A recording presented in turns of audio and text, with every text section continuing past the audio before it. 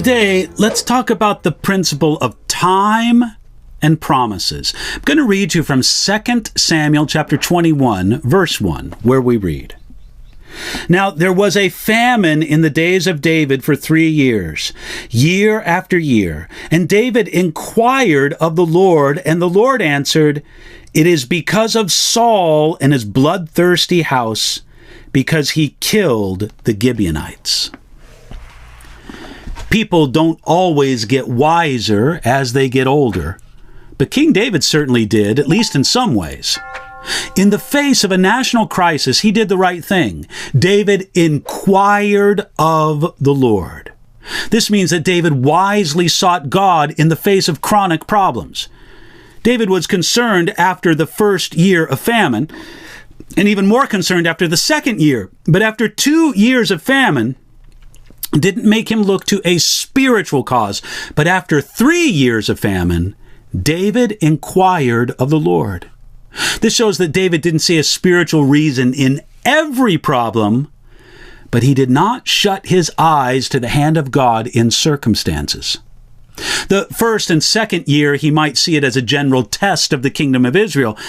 But as the famine continued into the third year, David thought that there was something in it more than ordinary. Even though he knew that the natural cause was drought, he thought that there might be a supernatural reason behind that natural cause. As David inquired of the Lord, God showed him the problem. He said, "It is because of Saul and his bloodthirsty house, because he killed the Gibeonites." Now, this massacre isn't recorded in 1 Samuel, but David didn't question that it happened. Apparently, at some time during his reign, Saul attacked and killed many of the Gibeonites. The kingdom of Israel as a whole had some hand in it, either because they approved it or they didn't oppose it. And this made the kingdom of Israel a partner in the crime. And so the whole kingdom suffered under the 3-year drought. Saul's crime was worthy of judgment because he killed the Gibeonites. When David heard it, it was because of an attack against the Gibeonites. A chill probably ran up his back. He knew that they were a people especially wrong for Saul to attack and kill. You see, in the days of Joshua, more than 400 years before David's time, Israel swore not to harm the Gibeonites, a neighboring tribe. That's in Joshua chapter 9. God expected Israel to keep their promise, even though the Gibeonites tricked Israel into making the agreement. Saul's crime was not only in the killing of the Gibeonites, but also in breaking this ancient and important oath. The hand of judgment upon Israel in 2 Samuel 21 emphasizes several important principles. First, we see plainly that God expects us to keep our promises. But we also see that God expects nations to keep their promises. He held Israel as a nation to account for their failure to keep the Joshua 9 promise to the Gibeonites. Second, we see that time does not diminish our obligation to promises.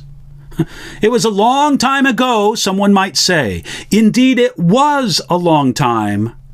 But the eternal God expects us to keep old promises as well as new ones.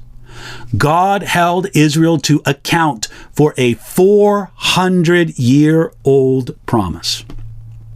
Finally, we see that God's correction may come a long time after the offense. Saul committed this crime many years before, at least 30 years before this time.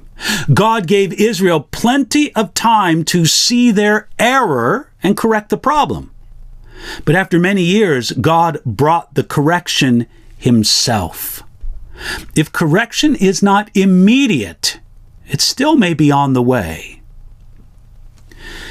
The idea of time and promises shows us the failure of men, but it also shows us the glory of God. If God has such a high expectation that men keep their covenants, we have a great confidence that He will keep His covenant with us. Revelation chapter 4 tells us that surrounding the throne of God, there is an emerald rainbow. The rainbow, way back from the days of Noah, is a reminder of God's faithfulness to His promise. The sovereign God seated on a glorious throne wants to remember and keep every promise He ever made to us. We can count on it, that every promise of God will be fulfilled in His time. Rest in that confidence today.